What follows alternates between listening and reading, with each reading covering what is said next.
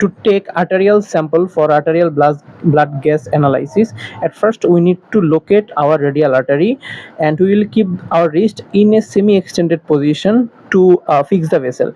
Then we will introduce our needle inside the artery, but we need to be more precautious so that we do not do double puncture of the vessel. And when our needle will get inside the vessel, blood will automatically get inside our syringe, and we will draw the piston of the syringe backward.